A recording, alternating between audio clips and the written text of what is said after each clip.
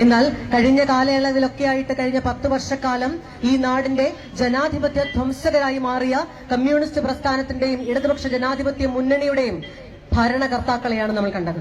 ഒരുപക്ഷെ നാട്ടികയ്ക്ക് പറയുവാനായിരിക്കും ഈ കേരളത്തിന്റെ കഴിഞ്ഞ 10 വർഷക്കാലത്തെ രാഷ്ട്രീയ ചരിത്രത്തിൽ നാട്ടികയ്ക്ക് ഈ മണ്ണിനാണ് കമ്മ്യൂണിസ്റ്റ് പ്രസ്ഥാനത്തിനെതിരായിട്ടുള്ള ഏറ്റവും വലിയ ശക്തമായ അഭിപ്രായങ്ങൾ രേഖപ്പെടുത്തുവാനുണ്ടായിരിക്കുക.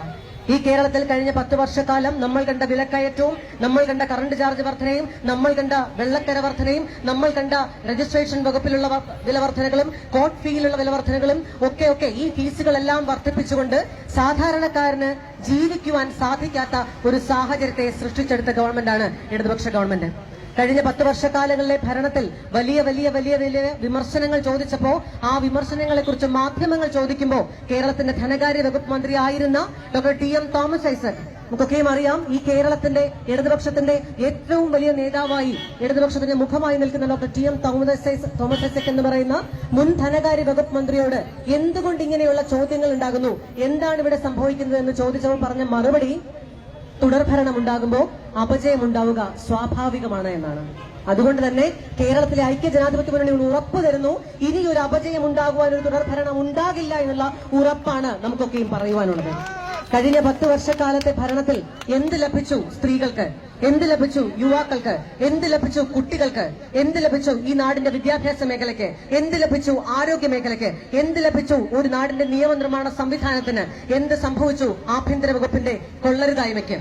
ഈ ചോദ്യങ്ങൾക്കൊള്ളും തന്നെ സ്വാഭാവികമായും ഒരു മറുപടിയും പറയാനില്ലാതെ ജനാധിപത്യ വിരുദ്ധമായി കടക്ക് പുറത്ത് എന്നും വീട്ടിൽ പോയി ചോദിച്ചാൽ മതി എന്നും പറയുന്ന മറുപടികളിലൂടെ സാധാരണക്കാരെ, ജനാധിപത്യ വിശ്വാസികളെ, നിഷ്പക്ഷരായ രാഷ്ട്രീയം ഉൾക്കൊള്ളുന്നവരെ നിശബ്ദരാക്കുവാനാണ് ഉദ്ദേശിക്കുന്നത് എങ്കിൽ വീട്ടിൽ പോയി ഇരിക്കുവാൻ തന്നെ 2026 ഏപ്രിൽ മാസം 9-ാം തീയതി ഈ കേരളത്തിന്റെ ജനത അവരോട് പറയുക തന്നെ ചെയ്യും.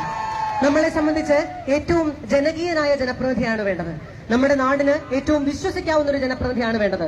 നമ്മുടെ നാട് ഏറ്റവും കൂടുതൽ ആഗ്രഹിക്കുന്നത് ഈ നാടിന്റെ വികസനത്തിനായിട്ട് കോടാനുകോടി രൂപ ഒരു MLA-യുടെ കൈകളിലേക്ക് കൊടുക്കുമ്പോൾ അത് സ്വന്തം കീശയും സ്വന്തം കുടുംബവും വികസിപ്പിക്കുവാനായിട്ടല്ല ഉപയോഗിക്കേണ്ടത്, മറിച്ച് ഈ നാടിന്റെ പോരായ്മകളെ എല്ലാം തിരിച്ചറിഞ്ഞ് ഈ നാട്, ഈ ജനങ്ങൾ, ഈ നാട്ടിലെ ജനങ്ങൾ അർഹിക്കുന്ന വികസനങ്ങൾ കൊണ്ടുവരിക എന്നുള്ളതാണ്. പക്ഷെ ഇന്ന് കമ്മ്യൂണിസ്റ്റ് പാർട്ടി ഓഫ് ഇന്ത്യ എന്ന് പറയുന്ന CPI, എന്റെ കൂടി മുൻ പാർട്ടിയായിരുന്ന, കഴിഞ്ഞ 5 വർഷക്കാലം ഇടതുപക്ഷത്തിന്റെ ജനപ്രതിനിധിയായിരുന്ന CPI-യെ പ്രതിനിധീകരിച്ചിരുന്ന എനിക്ക് ആ പാർട്ടിയിൽ നിന്ന് പുറത്തേക്ക് ഇറങ്ങേണ്ടി വന്നത് 1000 രൂപയുടെയോ 10,000-ന്റെയോ ലക്ഷത്തിന്റെയോ ലക്ഷങ്ങളുടെയോ കോടിയുടെയോ കണക്കല്ല, കോടികളുടെ അഴിമതി ചൂണ്ടിക്കാണിച്ച് ഞാൻ കൊടുത്ത പരാതിയിൽ പത്തനംതിട്ട ജില്ലയിലെ ഒരു അഴിമതിക്കാരനായ ജില്ലാ സെക്രട്ടറിയെ തരം താഴ്ത്തേണ്ട, സംസ്ഥാന കമ്മിറ്റിയിൽ നിന്ന് ഒഴിവാക്കേണ്ട, ജില്ലാ സെക്രട്ടറി സ്ഥാനത്ത് നിന്ന് നീക്കം ചെയ്യേണ്ട സാഹചര്യം CPI-യുടെ സംസ്ഥാന കൌൺസിലിനുണ്ടായി.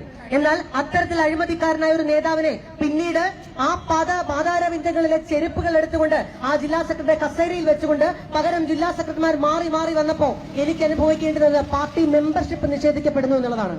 CPI-യുടെ സംസ്ഥാന സെക്രട്ടറിയായ സഖാവ് ബിനോയ് വിശ്വത്തോട് ഈ വിഷയം നേരിട്ട് പറയുമ്പോൾ, ഈ പ്രശ്നങ്ങളെ കുറിച്ച് പറയുമ്പോൾ, ഒരു സത്യസന്ധമായ പരാതി കൊടുത്തതിന്റെ പേരിൽ, ഒരു അഴിമതിക്കാരനെ പുറത്താക്കിയതിന്റെ പേരിൽ ആ പരാതി കൊടുത്ത വ്യക്തി എന്നുള്ള നിലയ്ക്ക് ജനപ്രതിനിധി കൂടിയായ AIVF എന്ന് പറയുന്ന യുവജന സംഘടനയുടെ സംസ്ഥാന കമ്മിറ്റി അംഗം കൂടിയായ, ജില്ലാ പഞ്ചായത്ത് അംഗം കൂടിയായ എനിക്ക് പാർട്ടി മെമ്പർഷിപ്പ് നിഷേധിക്കുന്നു എന്ന് സംസ്ഥാന സെക്രട്ടറി ബിനോയ് വിശ്വത്തോട് പറയുമ്പോൾ എന്നോട് പറഞ്ഞത് ഒന്നും ചെയ്യാനില്ല, ഞാൻ നിസ്സഹായനാണ് എന്നാണ്.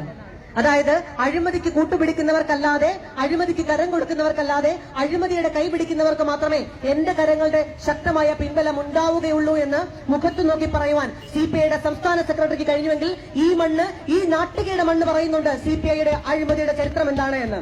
കേരള രാഷ്ട്രീയത്തിലെ ആട്ടും തോലിട്ട ചെന്നായി ഇടതുപക്ഷ ജനാധിപത്യ മുന്നണിയിൽ നിന്നുകൊണ്ട് CPM-നെ വിമർശിച്ചുകൊണ്ട് CPI കാട്ടിക്കൂട്ടുന്നതെയും അഴിമതിയാണ് എന്ന് വിളിച്ചു പറയുവാൻ ഈ കേരളത്തിലെ എല്ലാ ജനാധിപത്യ വിശ്വാസികൾക്കും ജനപ്രതിനിധികൾക്കും CPI-യുടെ സഹയാത്രികർക്കും മൗനമായി അനുവാദം കൊടുക്കേണ്ട സാഹചര്യം CPI-യുടെ നേതൃത്വത്തിന് പോലും പലപ്പോഴും ഉണ്ടായി വരുന്നുണ്ട്.